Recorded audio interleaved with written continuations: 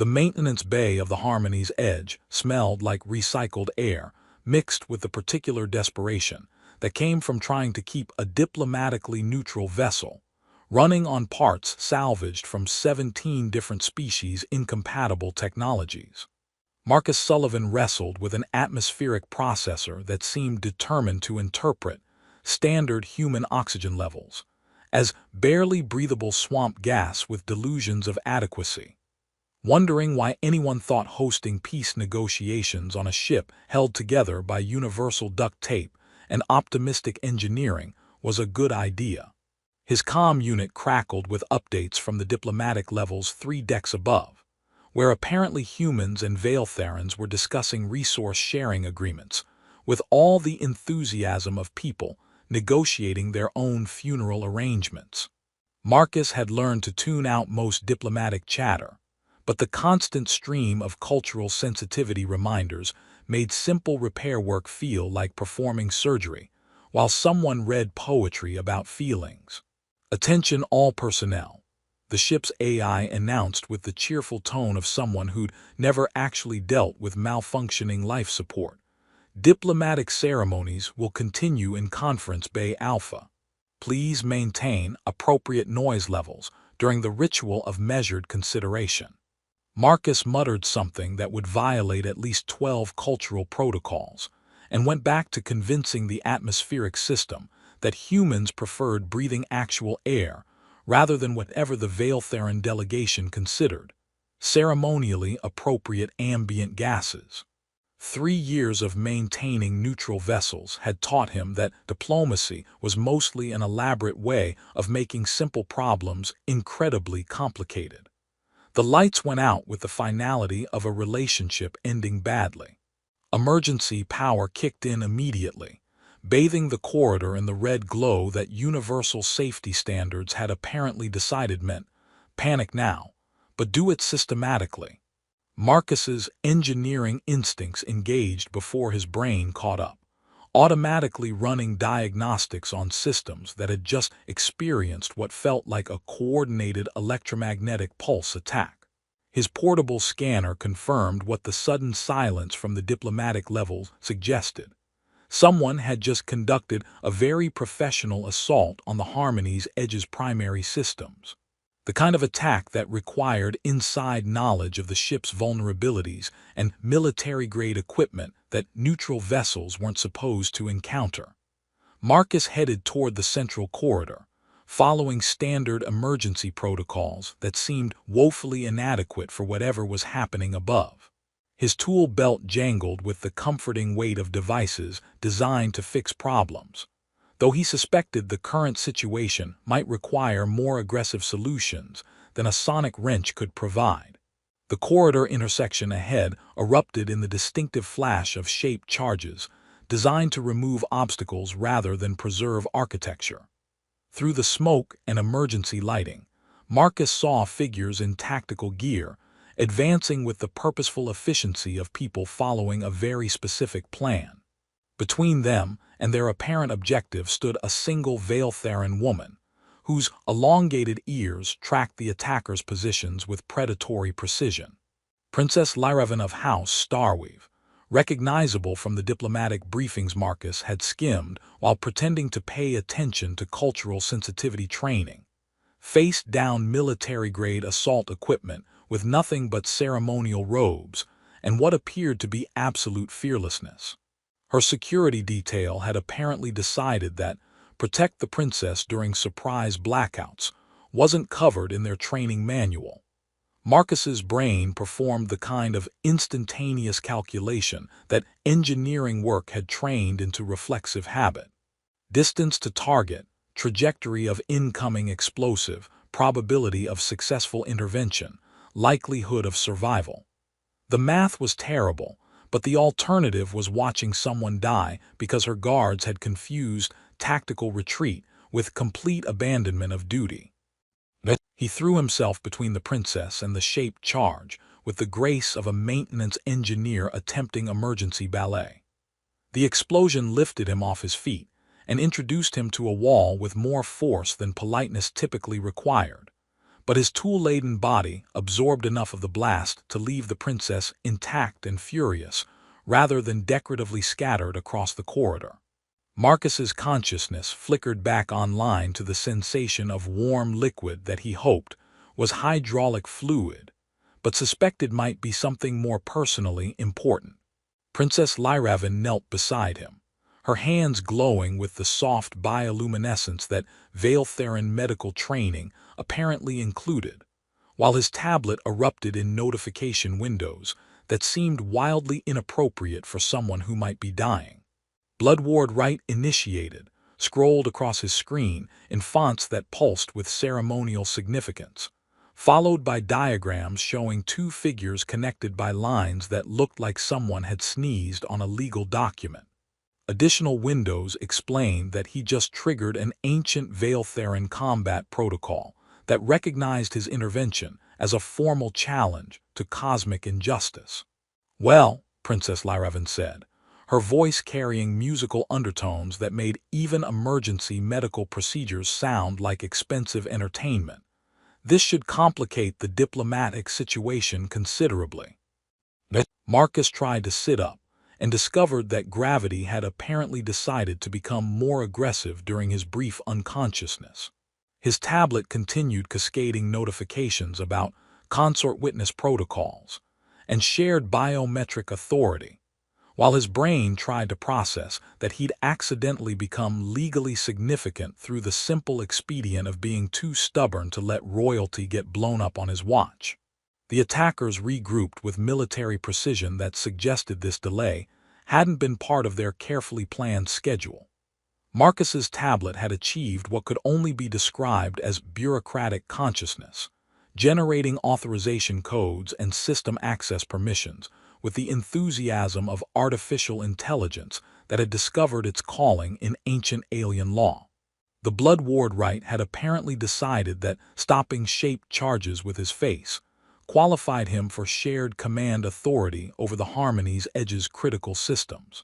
"Your species has remarkably optimistic software design," Princess Lyravan observed, examining the cascading windows that declared him a provisional consort witness, with graphics that looked like they'd been designed by someone who'd consumed excessive amounts of ceremonial stimulants.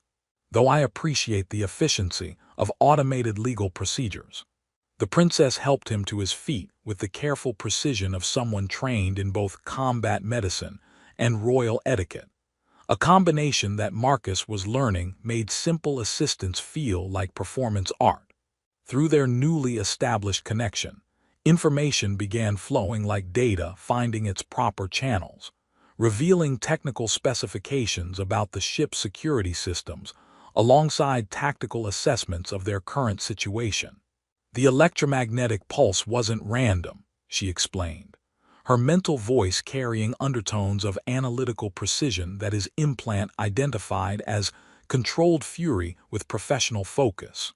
"The targeting pattern suggests specific knowledge of our communication arrays and defensive systems." Marcus accessed the engineering diagnostics through their shared interface, discovering that the attack had been surgical in its precision. Primary communications were down, but backup systems remained functional, exactly the configuration needed to prevent outgoing transmissions while maintaining internal ship operations. Someone had wanted to isolate the Harmony's Edge without completely disabling it. Through the princess's security clearance, he glimpsed diplomatic files that painted a troubling picture. The resource-sharing agreements under negotiation weren't just about mining rights. They involved revolutionary terraforming technology that could transform barren worlds into garden paradises. Technology that would be freely shared under the proposed treaties, eliminating the monopoly currently held by a small group of human corporations and Veiltheran noble houses. "Your engineering background provides interesting perspective," the princess noted, sharing tactical analysis that suggested the attackers had inside knowledge of the ship's layout. "The sabotage patterns indicate someone familiar with our security protocols designed the assault." Marcus's tablet chimed helpfully, announcing that he'd gained Level 2 access to Veiltheran diplomatic archives, and asking if he'd like to enable automatic translation for subtle political treachery and bureaucratic conspiracy indicators. Both seemed immediately relevant to their circumstances. Financial records flowed through their connection like digital evidence of systematic corruption. Payment transfers between human defense contractors and Veiltheran mining cartels painted a picture of coordination that violated every neutrality agreement both species had signed. The resource dispute had been artificially maintained to provide cover for technology theft on a massive scale. Lady Sarandal's shipping manifests show interesting discrepancies. The princess observed with the tone of someone discussing whether rather than treason. Her cargo records suggest she's been transporting equipment that doesn't officially exist to locations that aren't supposed to be accessible. Marcus's implant provided helpful context about Lady Sarandal's political connections, revealing a network of noble houses with suspicious financial relationships to human corporate interests. The princess's access to classified intelligence showed intercepted communications discussing Phase 2 implementation and asset extraction protocols in language that suggested they were treating peace negotiations like an elaborate heist. Your Mr. Harrison from the diplomatic corps appears frequently in these communications, she continued, sharing encrypted messages that discussed evacuation timing and communication blackouts. His concern for proper protocol seems quite selective. The attackers moved through the ship with systematic efficiency, following routes that suggested intimate familiarity with the Harmony's Edge's layout. Marcus realized that the conspiracy reached deeper than simple corporate greed. They were actively preventing technological sharing that would revolutionize civilization for both species. I don't suppose, Marcus ventured, there's a way to broadcast this evidence without formally committing to ancient alien marriage contracts. Oh, certainly. Complete system restoration would work quite well. Also temporal paradox, though that's considered unsporting. Her ears twitched in what he was learning to recognize as Veiltheran humor. Otherwise, we're rather committed to saving two civilizations through the power of accidentally binding legal procedures.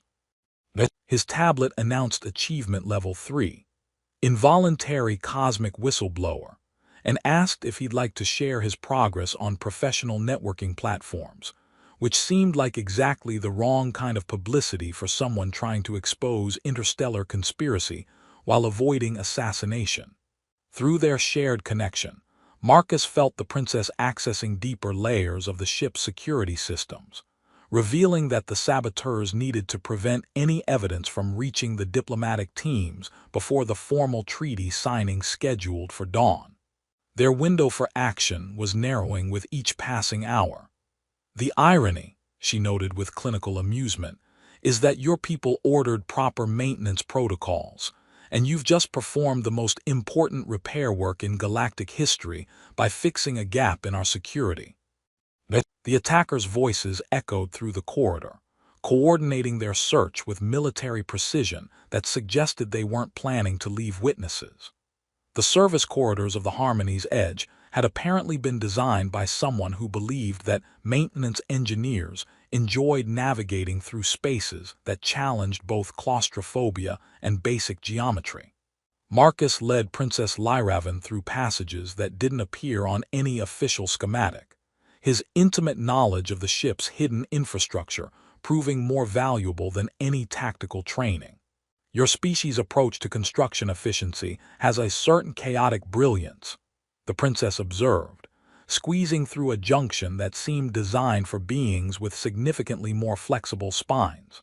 Very different from our traditional preference for aesthetically pleasing corridors that actually accommodate normal movement. Through their blood ward connection, Marcus gained access to tactical concepts that should have taken years to master, while the princess absorbed engineering principles that let her understand the ship's systems with intuitive precision. Their shared knowledge created a partnership that felt both natural and impossible, like their minds had been designed to complement each other. The conspiracy files they'd accessed painted an increasingly damning picture of coordination between human corporations and Veiltheran. Marcus's engineering background helped him understand the technical specifications being stolen. The terraforming systems weren't just advanced technology. They represented a completely new approach to planetary development that would revolutionize civilization for both species. Technology that would be freely shared under the proposed treaties, eliminating the monopoly that made certain parties extraordinarily wealthy. His tablet continued providing helpful updates about their situation, announcing that they'd unlocked advanced conspiracy documentation, and asking if they'd like to enable push notifications for future governmental overthrows. The achievement system seemed wildly inappropriate for exposing interstellar corruption, though he had to admit the experience points were accumulating impressively. "Your diagnostic tools are quite sophisticated," the princess noted, watching him interface with the ship's maintenance systems through their shared biometric access. "I'm experiencing second-hand appreciation for the elegance of properly calibrated atmospheric processors." The attackers moved through the ship with systematic efficiency, following search patterns that suggested they knew exactly where to look for critical system access points. Marcus realized they weren't just hunting for evidence. They were systematically disabling backup communication systems to ensure no information could reach the diplomatic teams. Through their connection, he felt the princess accessing tactical databases, revealing that the assault team consisted of mercenaries with experience in both human and Veiltheran military operations. Their equipment and coordination suggested funding from sources with access to advanced weapons technology that neutral vessels weren't supposed to encounter.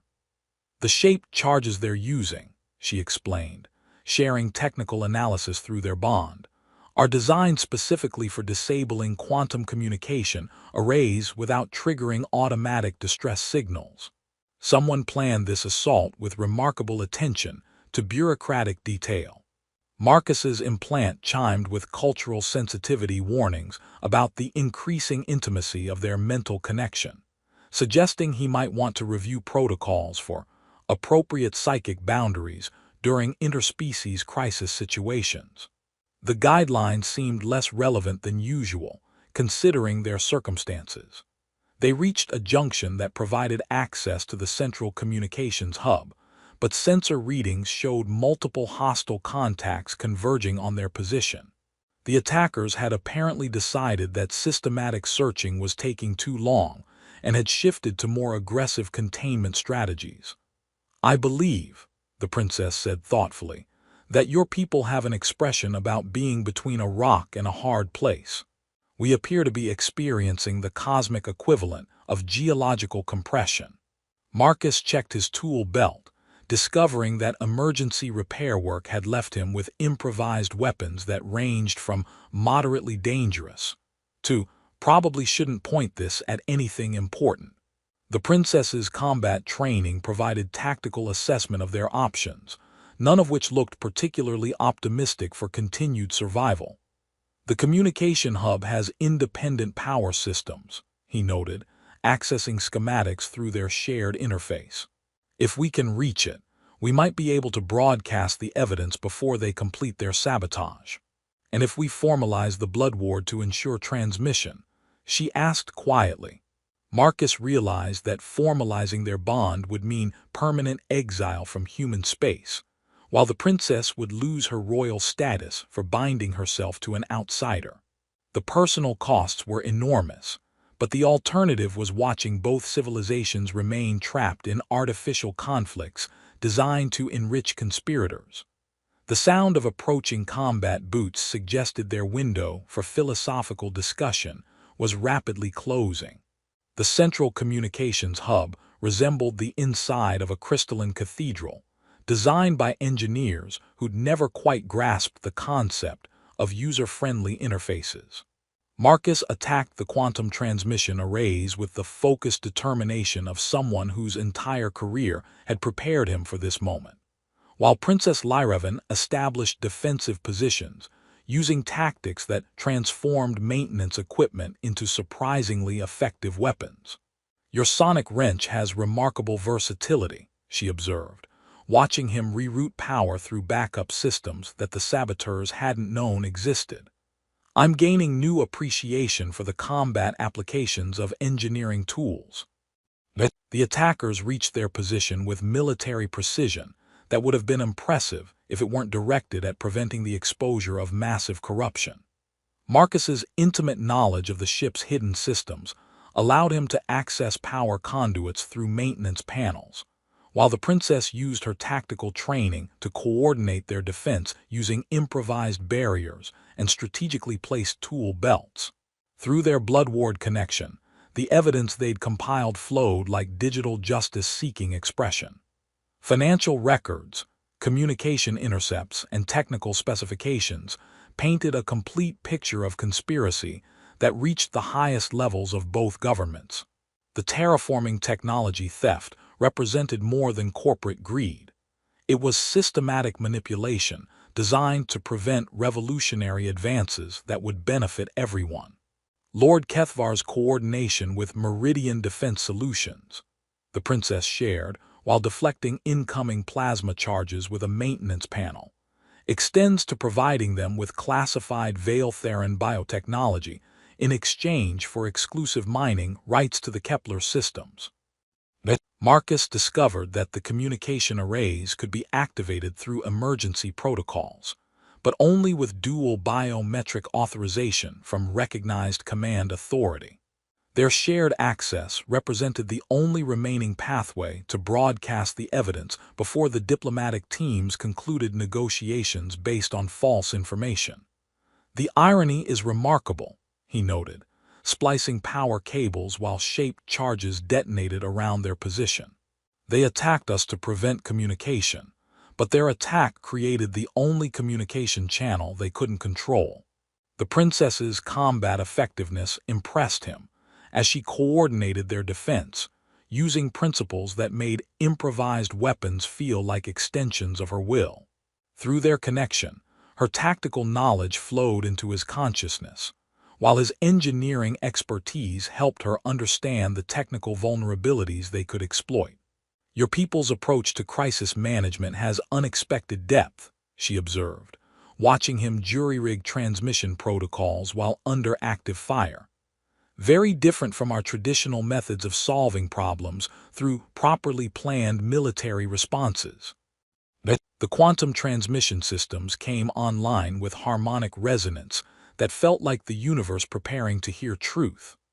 Marcus realized that formalizing the blood ward would broadcast their evidence with absolute authentication, making it impossible for any government to classify or diplomatically ignore the information. "Princess," he said quietly, "if we do this, you'll lose everything. Your royal status, your position, your connection to your people. And you'll be exiled from human space as a political liability," she replied with gentle determination. "But both our civilizations will be free from manipulation by those who profit from artificial conflicts." Through their connection, Marcus felt the weight of her decision, understanding that she'd calculated the personal costs and chosen truth over comfort. He realized that his impulsive decision to shield a stranger had transformed him from someone content to work in the background into someone willing to risk everything for justice.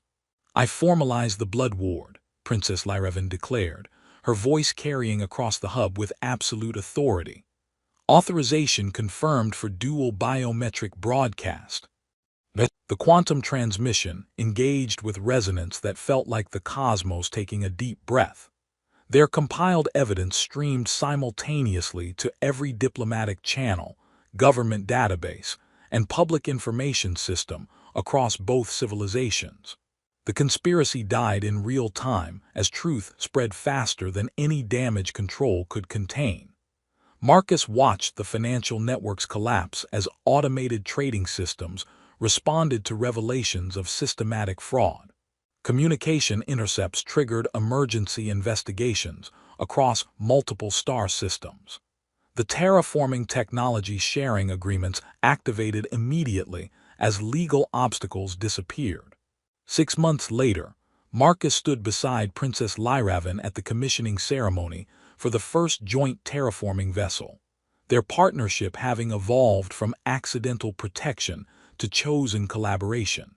The technology sharing had proceeded exactly as intended, creating prosperity that made the old artificial scarcities look like elaborate jokes.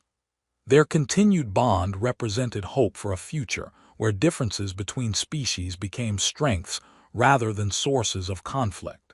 "Your coffee," the princess observed, watching him sip what had become their shared morning ritual, "still defies every principle of civilized beverage preparation." "But it's our uncivilized beverage," Marcus replied, feeling her mental laughter ripple through their permanent connection like warmth spreading through cold space. The universe, it turned out, rewarded stubborn engineers who refused to let royalty get blown up on their watch.